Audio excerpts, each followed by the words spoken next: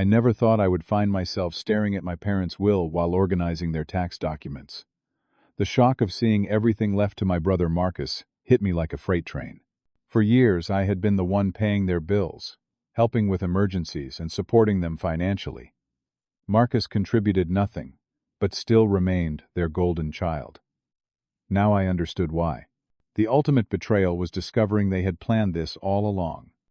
When Mom texted me yesterday saying, "The mortgage is due," without even a hello, I knew exactly what I needed to do. Before I tell you what happened next, let me know where you are watching from in the comments.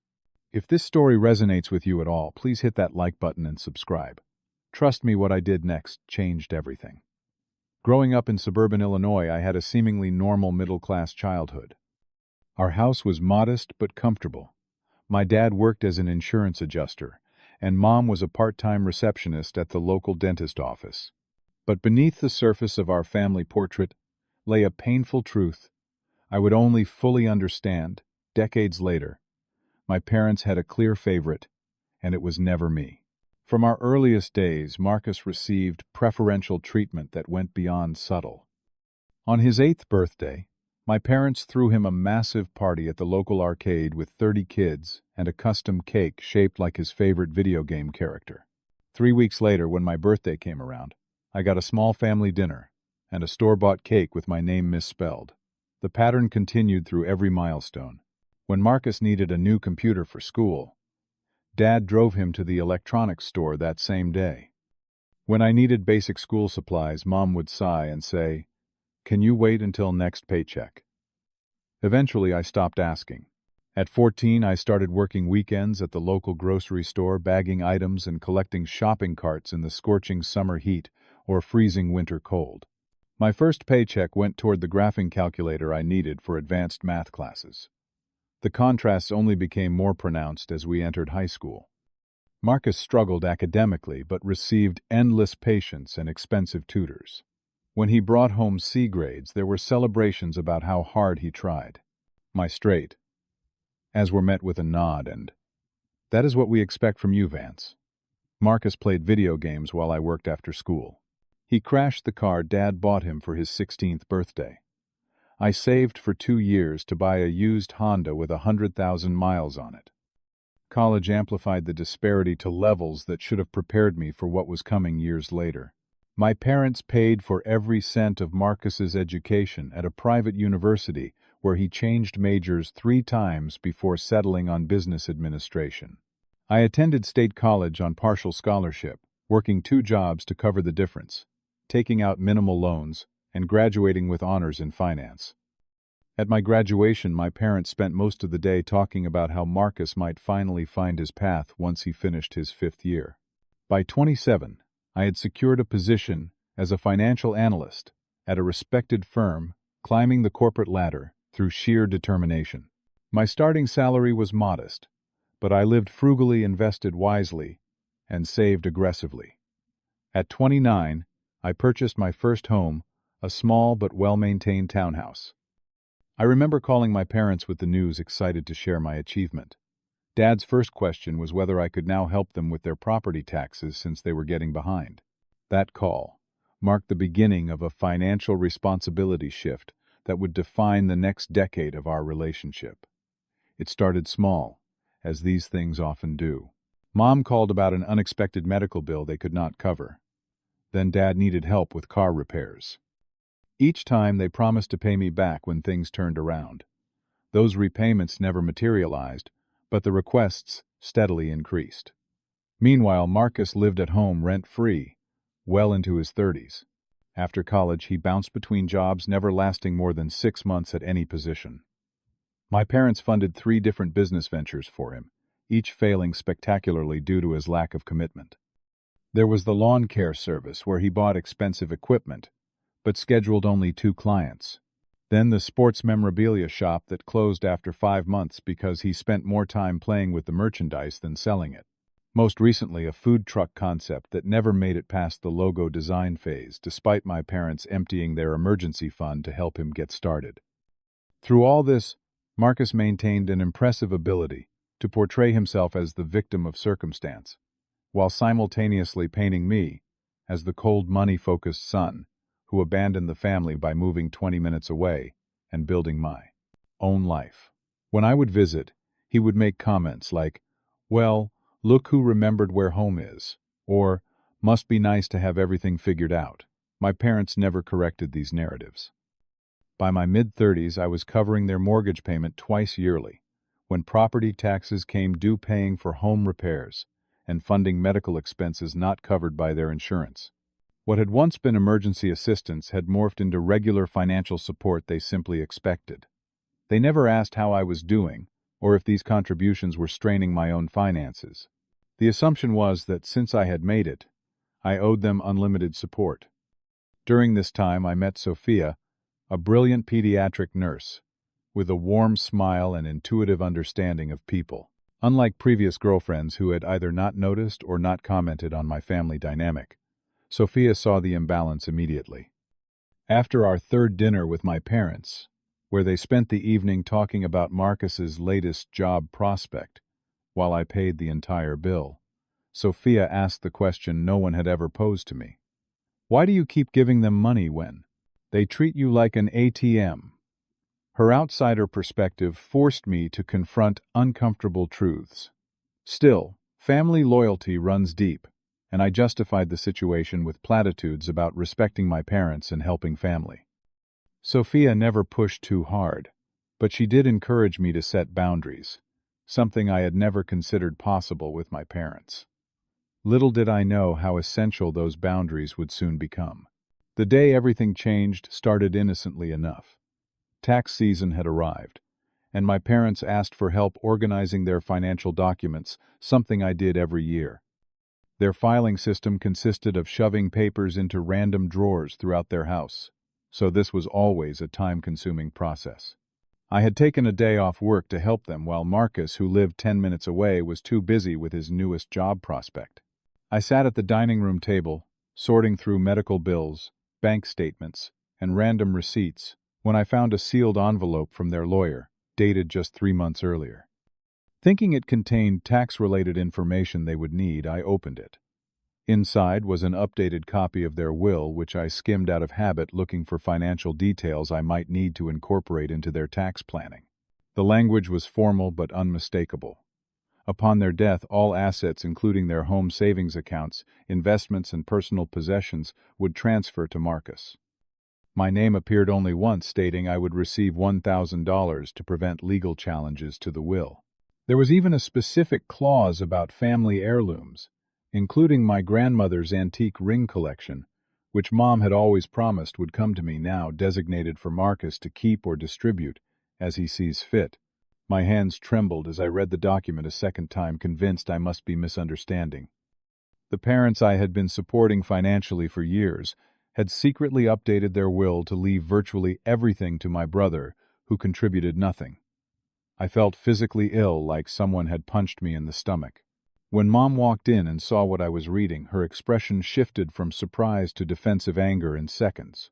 "You had no right to open that," she snapped, snatching the document from my hands.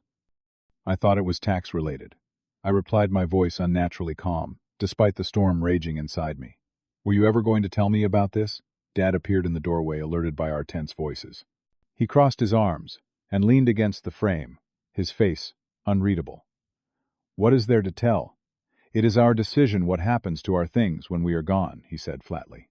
I understand that, I responded, struggling to keep my composure. "But I have been helping you financially for years. I pay your property taxes. I covered the roof repair last year. I help with Mom's prescriptions every month. And you leave everything to Marcus. Marcus needs it more than you do," Mom said, as if this explained everything. "You have always been able to take care of yourself."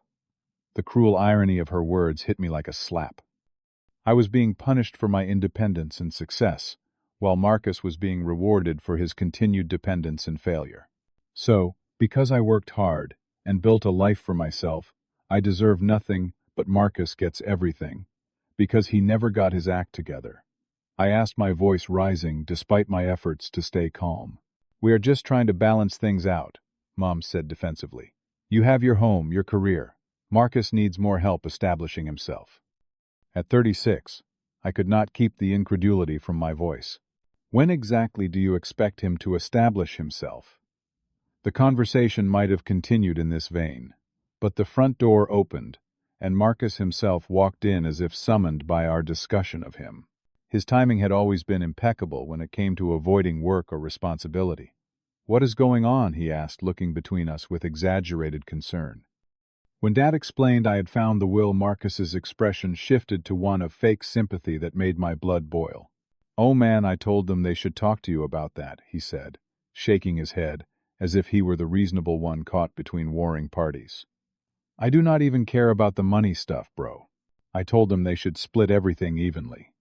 The performance was Oscar-worthy, but I had seen this act too many times before. When I looked at my parents, it was clear they believed every word, nodding along as if Marcus was being magnanimous rather than manipulative. "If that is true, why not change the will?" I challenged, looking directly at my brother. His confident smile faltered for just a moment. "It is not up to me," he said quickly. "It is their decision." My parents jumped to his defense immediately. "Marcus has had a harder time getting established," Dad said. "We are just trying to make sure he is taken care of." "And what about the $87,000 I have given you over the past decade?" I asked, pulling out my phone and opening a spreadsheet I had been maintaining for tax purposes. "I have tracked every payment, every loan, every bill I have covered, none of which has ever been repaid." Mom waved her hand dismissively. "Family does not keep score, Vance." The hypocrisy was breathtaking.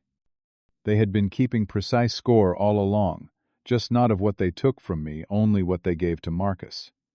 As the argument escalated, more painful truths emerged. Their house, which I had been helping them keep, was underwater on the mortgage, due to multiple cash-out refinances they had never mentioned. The money had gone to funding Marcus's failed businesses and covering their own mounting credit card debt. They had been playing financial shell games for years while I blindly pumped money into their household, believing I was helping them stay afloat, when in reality I was funding their continued enabling of my brother. After 2 hours of circular arguments, and watching my parents defend their decision while minimizing my years of support, I walked out. In my car, I finally allowed the emotions to surface, pounding the steering wheel in frustration as tears blurred my vision. I drove aimlessly for an hour, before ending up at Sophia's apartment, where I shared the entire sordid story. Her response was both comforting and clarifying. "They have shown you who they truly are, and what they really value," she said, holding my hand across her kitchen table. "The question is, what are you going to do with that information?" My friend Taylor was less diplomatic when I called him the next day. "They have been taking advantage of you for years," he said bluntly. "It is financial abuse, plain and simple. You need to cut them off completely." The week that followed was one of intense soul-searching. I reviewed bank statements and credit card bills going back years, tallying the true cost of my support. I spoke with a therapist who helped me recognize patterns of emotional manipulation I had normalized since childhood. Most importantly, I wrestled with the conflict between familial obligation and self-respect, ultimately concluding that boundaries were long overdue. The breaking point came when my parents invited me to dinner to discuss things 2 weeks after the will discovery. Foolishly, I hoped they had reconsidered, perhaps even revised their estate plans after seeing how deeply their decision had hurt me. I arrived at their house to find Marcus conspicuously absent, though his presence was everywhere in the conversation. My parents acted as if our previous confrontation had never happened. Mom served my favorite meal, Dad asked about work, and they maintained superficial pleasantries throughout dinner. It was only when we moved to the living room with coffee that their true agenda emerged. "So we have been thinking about getting a new car," Dad said casually. "The Buick is on its last legs, and we found a nice SUV that would be perfect for us. We just need a little help with the down payment." I stared at him in disbelief.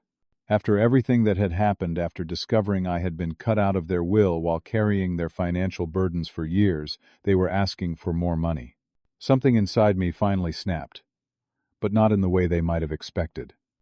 Instead of anger, I felt a strange calm, a clarity I had never experienced in relation to my family. "I will not be providing any more financial assistance," I said quietly. Mom's coffee cup froze halfway to her lips. "What do you mean?" I mean exactly what I said. I will not be paying for your mortgage taxes, medical bills, car repairs, or anything else moving forward. You have made it clear where I stand in this family, and I am adjusting my behavior accordingly." Dad's face darkened. "This is because of the will. Is not it? You are punishing us because we want to help your brother." "This is not punishment," I explained, maintaining my composure. "This is a natural consequence. You have chosen to leave your assets to Marcus, which is your right. I am choosing to stop subsidizing your lifestyle, which is mine." Mom's eyes filled with tears, her go-to response whenever she did not get her way. "After everything we have done for you, this is how you repay us." The irony of her statement was not lost on me. "What exactly have you done for me that I have not earned or paid for myself? I worked through high school and college. I built my career without your help. I bought my home without your contribution. Meanwhile, I have been supporting you financially for over a decade. We gave you life," Dad shouted, his face reddening. "We raised you, put a roof over your head." "Yes, you did the legal minimum required of parents," I acknowledged. "And I have gone far beyond what any child is obligated to do for their parents. But that arrangement ends today." I stood to leave despite their protests and emotional outbursts. At the door, I turned back one last time. "I suggest you talk to Marcus about helping with your expenses going forward. After all, he will be inheriting everything." The aftermath was predictable. My phone exploded with texts and calls which I blocked after the first dozen abusive messages. Marcus left a threatening voicemail about how I was destroying the family and would regret turning my back on them. Several relatives I barely spoke with suddenly reached out to tell me how disappointed they were in my selfish behavior and how I needed to respect my parents. Sophia stood firmly by my side, throughout the ordeal, her support unwavering. My close friends who had witnessed years of my family's toxic dynamic expressed only relief that I had finally established boundaries. My therapist helped me process the guilt that occasionally surfaced, reminding me that healthy relationships involve mutual respect and reciprocity, not one-sided exploitation. The first month of no contact was both liberating and painful. I threw myself into work, spent quality time with Sophia, and started pursuing hobbies I had previously neglected, due to constantly handling my parents' crises. I learned to silence the voice in my head that questioned whether I was doing the right thing, recognizing it as the result of years of conditioning, to put my family's needs before my own. Then came the text that confirmed I had made the right decision. Exactly 32 days after I walked out of their house, my mother sent a message that read simply, "The mortgage is due. No greeting. No acknowledgement of our conflict. No apology for their hurtful actions. Just a demand disguised as a notification, as if I had temporarily forgotten my assigned role as their financial safety net and needed a reminder to resume payments." After careful consideration, I replied with 8 words that would fundamentally alter our relationship forever. "I am sure Marcus will cover it. After all, he is getting the house." The cascade of messages that followed revealed the true nature of our relationship. My mother called 17 times in the span of 2 hours. My father left voicemails alternating between threats and tearful pleas. Marcus sent a series of increasingly hostile texts accusing me of abandoning our parents when they needed me most. I maintained my silence, letting the full weight of their financial reality settle upon them. A week later, my father called from a number I did not recognize, and I answered before realizing who it was. His voice lacked the anger of his previous messages, replaced by a resignation that almost made me feel sorry for him. "We are behind on everything," he admitted. "The mortgage, utilities, your mother's medication. We do not know what to do. Have you asked Marcus for help?" I inquired calmly. A long pause followed. "He says he cannot afford to help right now. He is between jobs again." The temptation to rescue them one more time flickered briefly before I extinguished it. "I am sorry to hear that. I suggest you speak with your bank about refinancing options and look into assistance programs for seniors. There are resources available if you qualify." The conversation ended shortly after my father, clearly disappointed that his admission had not loosened my resolve or my wallet. 2 days later, my mother showed up at my workplace, creating a scene in the lobby that required security intervention. The week after that, Marcus confronted me at my gym, following me to my car and blocking my exit until I threatened to call the police. Their escalating behaviors only reinforced my decision.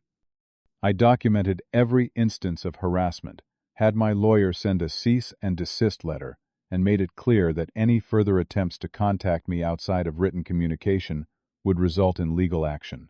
The financial independence I had achieved years earlier had finally translated to emotional independence as well, though the cost was steeper than I could have imagined. 6 months passed before I heard anything substantial about my parents' situation. Through mutual acquaintances, I learned their house had entered pre-foreclosure after 3 missed mortgage payments. Marcus had finally obtained steady employment at a warehouse, but was struggling to support himself, let alone our parents. The financial house of cards they had built over decades was collapsing without my contributions to shore it up. The most unexpected development came in the form of a formal letter from my parents' lawyer.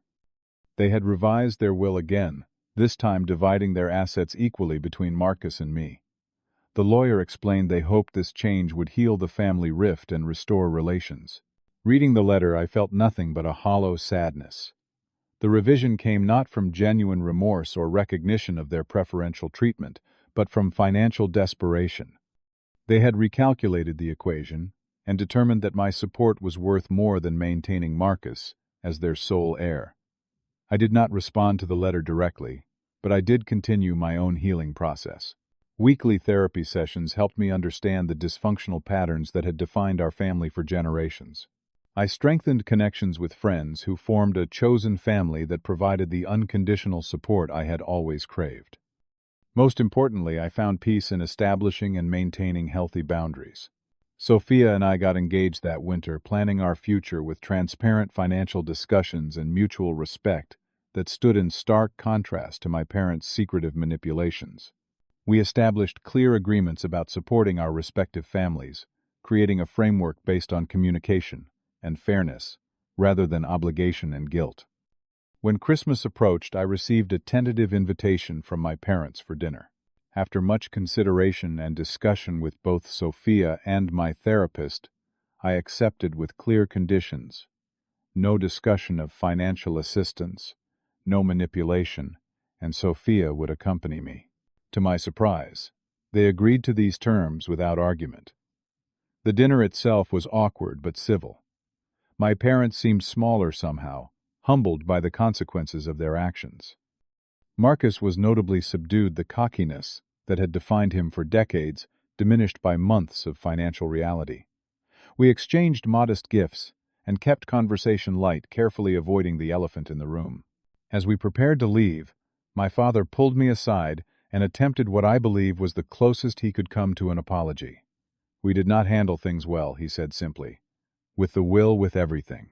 We should have appreciated what you were doing for us."